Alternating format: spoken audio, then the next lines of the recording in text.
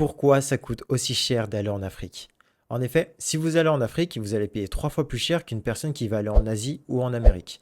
La raison, elle est très simple, c'est pas la distance, c'est une question de monopole. Sur beaucoup de vols entre l'Europe et l'Afrique, il n'y a que 2 ou 3 compagnies aériennes qui assurent la liaison. Cette situation de monopole favorise les billets hors de prix. On peut alors se poser la question, mais pourquoi est-ce qu'il n'y a aucune compagnie africaine pour faire la liaison entre l'Europe et l'Afrique?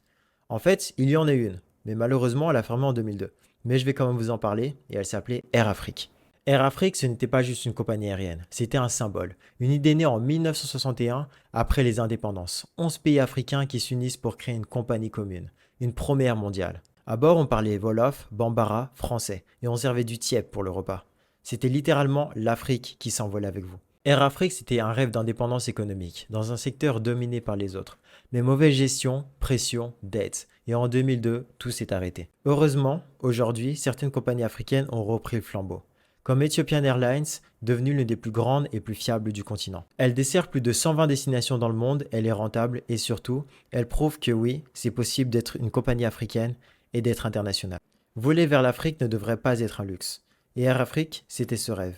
Alors peut-être un jour, ce rêve deviendra réalité et on arrêtera de payer 800 € pour aller à Abidjan.